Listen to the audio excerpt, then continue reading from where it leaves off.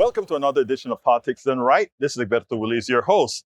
You know, we are here at Netroots, and I'm walking in the aisle. I'm looking and just looking and minding my own business, and something just popped up in front of me. Somebody named Elie Mystal. You know, you guys hear me talk about this guy all of the time. He is always on point. Elie Mystal, thank you so kindly for appearing on Politics Done Right. No problem. The fro kind of Awoken me. makes me noticeable. Yeah, In a crowd. it was like, wow, you know. But anyway, first of all, I know last year you wrote a book. Yes. What is that book? I want to make sure that there's a good reason otherwise for having you here. Right. Tell them what you wrote. Right. So my current bestseller is called Bad Law, 10 Popular Laws Ruining America. That's the follow-up to my previous bestseller, which is called Allow Me to Retort, A Black Guy's Guide to the Constitution. And I like putting the bestseller in there because, that's the thing they can't take away from you, right? Yes. I mean, 50 years from now, I can still say, well, your dad was a bestseller, that son of a boy. So I like reminding people that the book actually sold. It's hard to sell books these days, especially from the left. You see, that is one of the reasons I like this dude. I mean, because he points out what he needs to point out. Anyway, look, I have a big issue that I want to ask you about, and it has to do with the elections. I think there are two sides to this election. I was speaking to the Secretary of State of Connecticut today, and she said Democrats better watch out. And the reason they better watch out is that in her state, she handles the voting. She said there are two reactions that people can have to what's occurring right now. They can all just get out of the system altogether and not vote, which can hurt Democrats in this landslide one is hoping for, or Donald Trump can do a whole lot of messing around with the election. First of all, do you give merit to both of those? I'm not as worried, not in a state like Connecticut with people opting out. I think that Democrats are engaged. People are going to show up to vote. I think where the opting out comes in is in the states that are being illegally, unconstitutionally, yet completely gerrymandered, especially in the former Confederacy. Right. Because part of gerrymandering, it's also psychological warfare against our people. If you have a situation like you have now in Louisiana, like you have now in Tennessee, like you have now in Florida, where Black people feel like there is no hope, where that even if they show up in numbers, that the system is rigged against them, they have no chance to win, then that's when the couch can win. That's when, why should I even bother? The fix is already in against me. And so the psychological warfare of gerrymandering, I do think is a problem. I do think it's something that Democrats have to watch out for, that leadership has to fight, that you have to give people a reason to, more than a reason to vote at this point, you got to give people a reason to hope at this point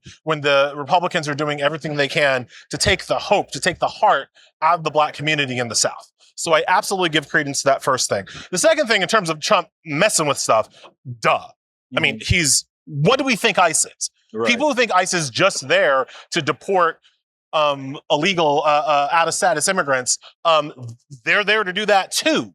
But what he's done is set up a paramilitary force that can cause grave harm and grave confusion as we approach as we get through the election cycle. So absolutely, I think that we can't be caught flat-footed in terms of being prepared for Trump to use dirty tricks, violent tricks, to sway the votes in the election. Now, what do we do to sway that?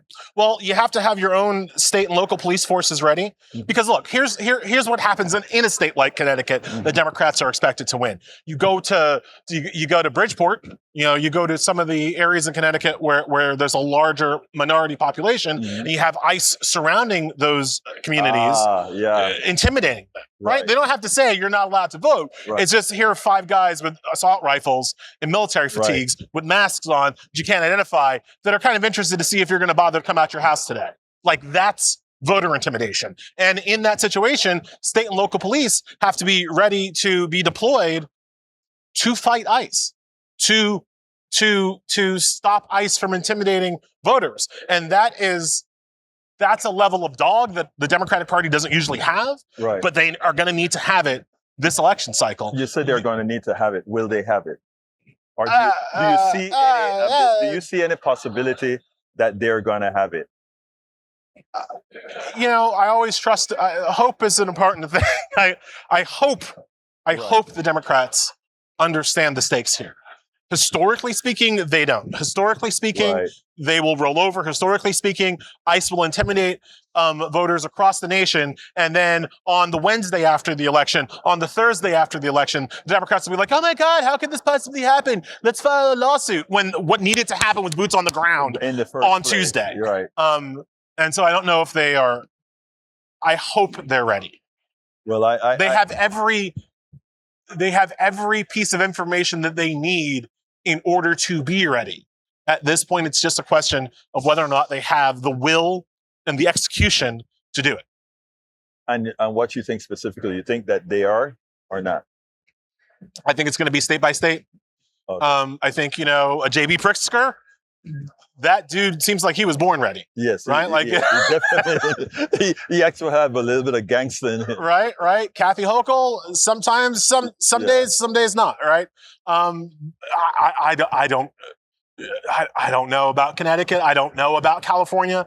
I don't know about Ohio. Like the states where it's going to matter the most, I don't know. I don't know yet. Well, as it turns out, I was looking at some numbers and assuming that all the bad things that Trump could do doesn't happen. Do you realize we're at 47 Democratic senators right now? If we have a tidal wave, not just a blue wave, a tidal wave, do you realize that brings in another 13 senators? Yeah, if we want all of them, right? Yeah. And if my mother had wheels, she'd be elected, right? Like lots of things could happen. I don't know that we're going to win 13 seats in the with the Senate map looking the way it does. And I guess here's the thing. I don't think you can say, assuming that Donald Trump doesn't. Right. We have to assume that Donald Trump does. Yeah, that he does. And that we have some kind of dedicated response to fight that, because you can't at this point assume that he's going to let things happen, especially if he's losing. Exactly. Like especially if he's losing, it's going to get even worse. So you have to have a response in place. And again, that response includes boots on the grounds. It includes local police forces protecting voters instead of locking hands with ICE. It definitely requires lawyers, lawsuits, ready to go to keep election places open, to keep polling places open. We know Republicans already use the dirty trick of trying to close polling places when people are still, they'll have some issue in the middle of the day that prevents a bunch of people from voting. And then instead of extending the voting times, they just don't. Right. So a lot of people who tried to vote don't vote, or are not able to vote. You have to have lawsuits ready to go as that's happening on the day of the election. It takes a lot of party apparatus and planning and structure in order to combat some of these dirty tricks. But we have to do it. That's the only way forward. What do you think about the commission that the Democrats formed, this electoral guidance or electoral, I think with the former Attorney General? Do you think it has any kind of a wings or no?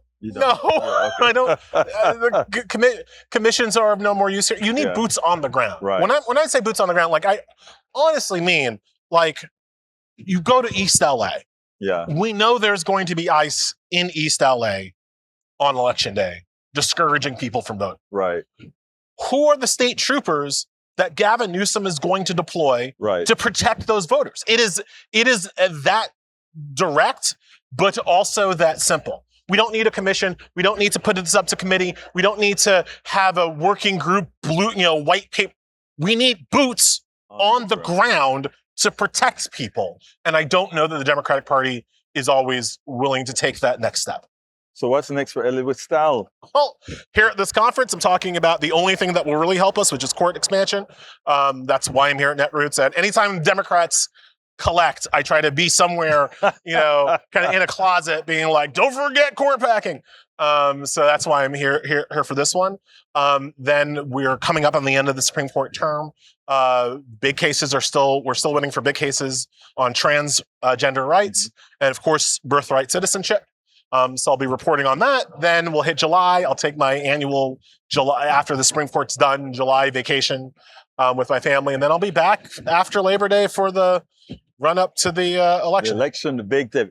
Elie Mystal, thank you so kindly for having been on politics done right. Thank you so much for having me.